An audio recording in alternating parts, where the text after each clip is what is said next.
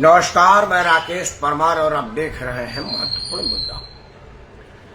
मित्रों, महत्वपूर्ण मुद्दे में तो आज सबसे महत्वपूर्ण सूचना यह था कि 2024 का जो चुनाव हो चुका उसका रुझान आने लगा।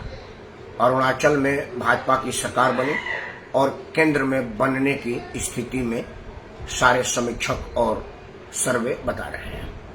चर्चा तो आज इसी पर होना चाहिए था, लेकिन जो लोग मेरे को देखते सुनते हैं, अपना आशीर्वाद देते हैं, वो जानते हैं कि मैं उन्हीं विषयों पर विश्लेषण करता बताता सुनाता हूं जो और चैनलों पर या तो होता नहीं है या होने नहीं दिया जाता है। तो सर्वे तो सभी चैनल पर दिखा रहे हैं, फिर मैं क्यों दिखाऊं? मैं भी वही दिखाऊं तो फिर मेरा मतलब क्या है? इसीलिए मैंने आज विषय वो नहीं रखा है। मित्रों, आज का विषय है कि अरविंद केजरीवाल को एज यूजुअल पता था, वो तो कंडीशनल बेल मिला था। उन्होंने सर्वोच्च न्यायालय को यह अनुरोध किया था कि भाई मैं प्रधानमंत्री बनने के रेस में हूं। हालांकि सर्वोच्च न्यायालय ने उनसे नहीं पूछा कि भाई प्रधानमंत्री में जितने स्पेलिंग आते हैं उतने भी संसद चुन के आएंगे कि नहीं। हमारे विद्वान न्यायाधीश है, वो इतनी हल्की बातें नहीं कर सकते, बट मैं तो कर सकता हूं क्योंकि मैं विद्वान न्यायाधीश नहीं हूं, मैं तो एक आम आदमी हूं। मैं अरविंद केजरीवाल से पूछ रहा हूं कि भाई प्राइम मिनिस्टर में जितने स्पेलिंग होते हैं उतने संसद जीत के आने की उम्मीद है उनके पास? खैर, लोकतंत्र में सबको अधिकार है, हर आदमी को अपना बात रखना, अपना प्रचार करना और अपने आप को सुपीरियर बनाने का अधिकार है। इसमें कोई संदेह नहीं और इस पर कोई चर्चा नहीं होनी चाहिए।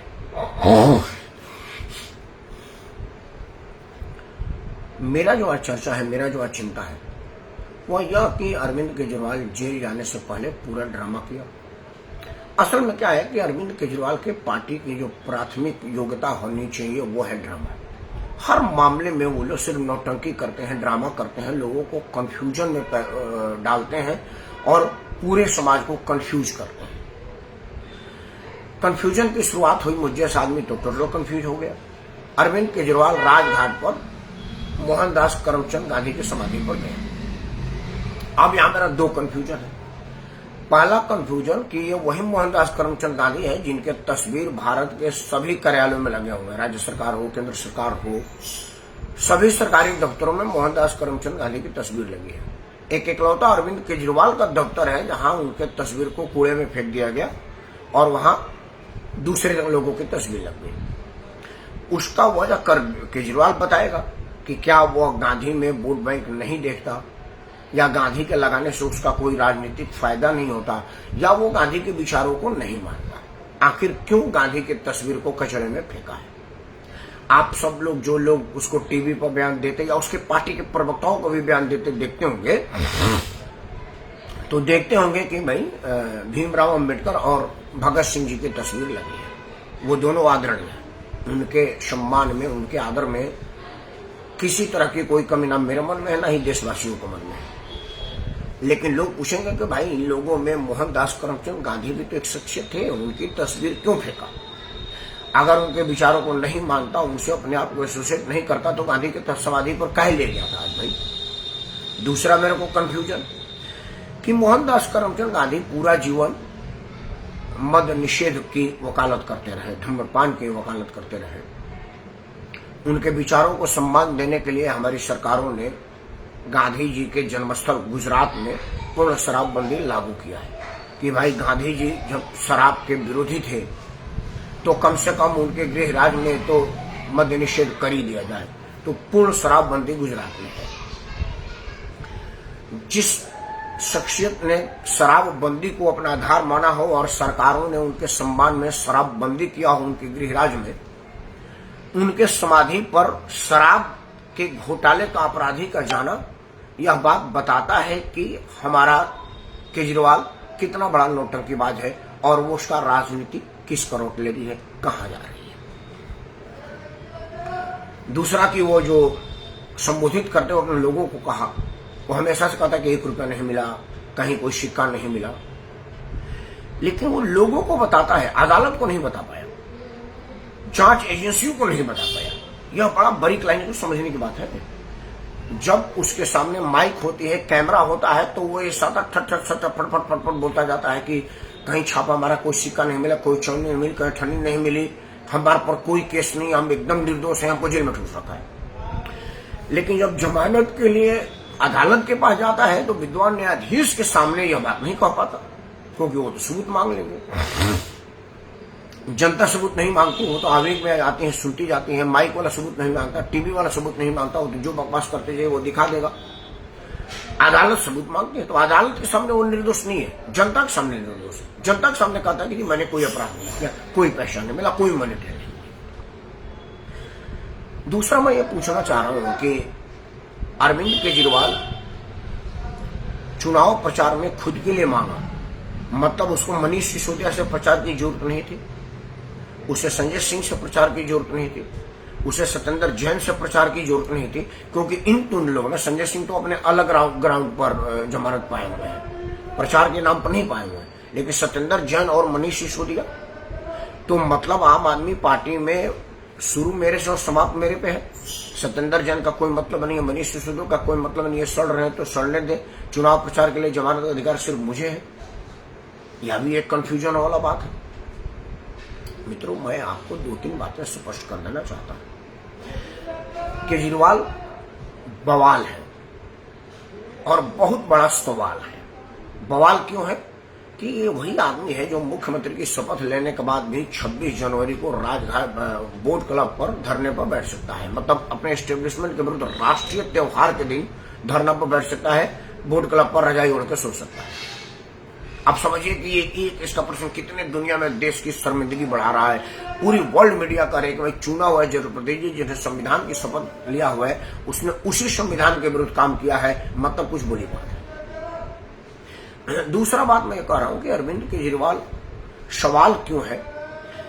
पहली बार भारत में या दुनिया में कोई आदमी संगीन अपराध में जेल गया है लेकिन कुर्सी नहीं छोड़ रहा है, जबकि वो उसके पहले अपने भाषण में कहता था कि कुर्सी चिपटे हुए हैं, कलेजा चाहिए बाघ का कुर्सी छोड़ने के लिए, और अब इसके बाद चूहे का कलेजा भी नहीं। यह सवाल है। उसके बाद भी लोग उसको मतदान दे रहे हैं, यह तो उससे भी बड़ा सवाल है। मित्रों, अरविंद केजरीवाल के राजनीति पर जितनी निंदा और चिंता की जाए वो कम है।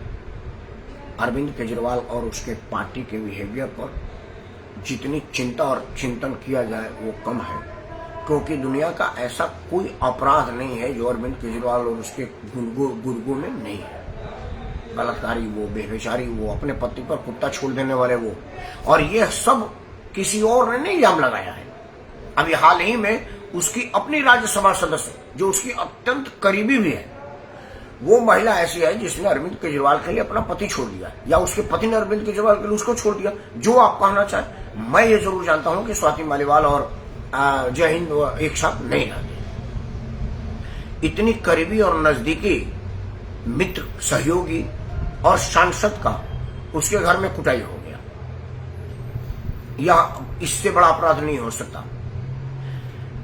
भारत में आईएएस अफसर में चीफ सेक्रेटरी रैंक का अफसर को उसके घर में कुटाई हो गया, 1-2 कौड़े के गुंडे ने कूट दिया, इससे बड़ा बात नहीं हो सकता। राजनीतिक विरोध बहुत है, बहुत सारे राज्य में, केंद्र में अलग सरकार है, राज्य में अलग सरकार है, लेकिन वहां पर चीफ सेक्रेटरी और डीजीपी को बुला करके कूटा नहीं गया। हमने दिल्ली में भी शीला दीक्षित को देखा था, उनके 15 साल के कार्यकाल में 10 साल मनमोहन सिंह का कार्यकाल था और 5 साल अटल बिहारी वाजपेयी का कार्यकाल था। लेकिन क्या आपने किसी ने शीला जी के मुंह से सुना था कि उपराज्यपाल काम नहीं करने देता, केंद्र सरकार हमारे काम में अड़ंगा लगाती है? उन्होंने जो दिल्ली में विकास का काम किया, जितने फ्लाईओवर दिए और जो काम किए, वो काम का अभी रिपेयर भी अरविंद केजरीवाल नहीं करा पाया। उतना काम करने के तो सोच ही नहीं सकता। लेकिन शीला दीक्षित ने एक बार भी नहीं कहा कि अटल बिहारी वाजपेयी हमारे काम में अड़ंगा लगाते हैं, उपराज्यपाल फाइल पास नहीं करते। यह सब केजरीवाल के जमाने से ही आया, केजरीवाल के समय ही सुनने को मिला। मित्रों, नरेंद्र मोदी के विरोध की जा सकती है, मैं भी करता हूं, और विरोध करने वाली बात का मैं विरोध करता रहूंगा। अरविंद केजरीवाल के मुफ्तखोरी की राजनीति का तारीफ की जा सकती है उन लोगों को जिन लोगों को कहता है कि यार हमें कुछ नहीं मिलता तो कुछ तो मिल रहा है। या हो सकता है कोई विचार करेगा कि क्या करें, हमको 200 यूनिट बिजली मुफ्त मिल रही है तो मैं तो वोट दूंगा, और कहाँ कोई मुंह में रोटी डाल देता है, क्योंकि उनको समझ उतनी है और हमने उनको समझने का मौका नहीं दिया, समझने का माहौल नहीं दिया। लेकिन मित्रों, ये जो लोग व्हाट्सएप पर ये वीडियो देखेंगे, यूट्यूब पर वीडियो देखेंगे, फेसबुक पर देख रहे हैं, उन्हें पता नहीं है कि आज वो दुकान में जाते हैं तो मनपसंद मोबाइल का सेट पड़ा हुआ है, मनपसंद सर्विस प्रोवाइडर की सिम पड़ी हुई है, और मनपसंद नंबर है, आपको इच्छा है जो नंबर चुन लीजिए। यह सुविधा है और अब 2 मिनट भी नहीं लगता, मोबाइल लीजिए, सिम लीजिए और आपका मोबाइल चल गया, और अपने हित मित्र रिश्तेदार से फोन करिए, बात करिए। यह यहां तक लाने में क्या क्या करना पड़ा और कैसी कैसी जतन कर पड़े, उन लोगों को पता नहीं है, जिनके दादाजी टेलीफोन की अप्लाई करते थे और पोताजी के जमाने में तब आता था जब वो जीएम के यहाँ 4 चक्कर लगा लेता था, टेलीफोन लाइन मैनों को पैर भी चिरौरी कर देता था। वहां से यहां तक लोगों को तो समझ में नहीं आया होगा कि ऐसी भी स्थिति है। अरविंद केजरीवाल के राजनीति पर यह सोचिए कि जो जो बातें कर रहा है, जो जो बातें करता है, उससे देश कहां जाती है आप समझ लीजिए। जल बोर्ड बैठ गया है, उसका अब उठना नहीं है। जल बोर्ड के कर्मचारी समेत अगर बेच दिया जाए तब भी कर्जा पूरा नहीं होगा, और डीटीसी बिकने के कगार पर है, क्योंकि डीटीसी में वाहवाही लूटने के लिए, वोट बैंक लेने के लिए सारी महिलाओं का किराया माफ है। डीटीसी में मैं एक बार सामाजिक आदमी जानने के लिए आया तो कुछ महिलाओं ने मोबाइल पर बोलने से मना कर दिया, मैं मोबाइल में जेब में रख लेता हूँ। तो कोई 40-42 महिला उस बस में थी, हम बहुत कम पुरुष लोग थे, तो हम ड्राइवर के यहाँ से शुरू किए पूछना, क्योंकि वहीं से चढ़े। केंद्रीय सचिवालय से बस आती थी, उसमें से 75% महिलाएं सचिवालय से बैठी थी, जिनका तनख्वाह 90,000 से लेकर के 1.5 लाख रुपए के पीछे। उन्होंने कहा कि हमको टिकट लेना ही नहीं है, जब छूट है तो मैं क्यों टिकट लूं। उसमें कुछ महिलाएं ऐसी भी थी जो वहां पर मंत्रियों के घर में पोंछा उछा लगाने जाती हैं। उन्होंने भी कहा कि मैं 15 रुपये 10 रुपये के टिकट के लिए कोई गरीब नहीं हूं, लेकिन जब सरकार ने कहा है तो हम क्यों लें। मतलब डीटीसी को भट्ठा बैठाने में उस आदमी को भी मुफ्त में दिया जा रहा है जिसका तनख्वाह लाख रुपया है। डीटीसी का ध्यान नहीं रखा गया, और आप सोच रहे हैं कि केजरीवाल हमारे लिए काम कर रहा है। श्रीलंका के भी जनता को यही लगा था कि हमारी सरकार हमारे लिए काम कर रही है, हमको मुफ्त में राशन दे रही है, हमको टैक्स रिबेट दे रही है। लेकिन जब वहां देश भट्टा बैठा तो जहाज में सारा धन वन लूट करके और उसका राष्ट्रपति विदेश चला गया भूखे मरने के लिए, और श्रीलंका के नागरिकों को छोड़ गया, वो अभी तक उसका दंड झेल रहे हैं। तो मुफ्त की राजनीति के आने से पहले देश दुनिया का इतिहास पढ़ लीजिए, फिर आपको समझ में आ जाएगा कि केजरीवाल आपका दोस्त है कि दुश्मन है, आपका भला चाह रहे हैं कि आपका नाश और नुकसान चाह रहे हैं। विचार जरूर करिएगा। खैर, विद्वान न्यायाधीशों से कहां तक बचेगा, और जेल से बाहर आने का आसार बहुत कम है, क्योंकि केजरीवाल को तो अभी पहला केस खुला है, अभी तो और कई केस पाइपलाइन में है।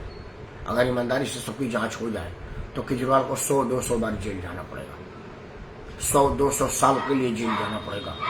एक एक मामलों में 100-200 बार उसको कन्विक्शन मिलेगा, लेकिन फिर भी वो मुख्यमंत्री का पद नहीं छोड़ेगा, खड़ा हुआ करके राजनीति करेगा, क्योंकि कुर्सी छोड़ देगा तो राजनीति छूट जाएगी। यह बात उसको पता है, क्योंकि इसके पहले के सारे इतिहास में जितने नजदीकी लोगों को कुर्सी दी गई है, उन्हीं ने कुर्सी मिलने के बाद विश्वासघात किया है, सीट नहीं छोड़ा है। तो केजरीवाल भी नहीं छोड़ेगा। लेकिन आप तो उसे सीट छुड़वा सकते हैं मतदान के माध्यम से। जब अगली बार दिल्ली में चुनाव आए तो इन सब विषयों पर विचार करिएगा और तब जाकर के मतदान करिएगा, तब आप एक सही नेता और सही नेतृत्व चुन पाएंगे। उन्हीं उम्मीद के लिए, उन्हीं दिनों के साथ मैं राकेश कुमार आप सबको सादर प्रणाम करता हूँ। जय हिंद, वंदे मातरम और भारत माता की जय।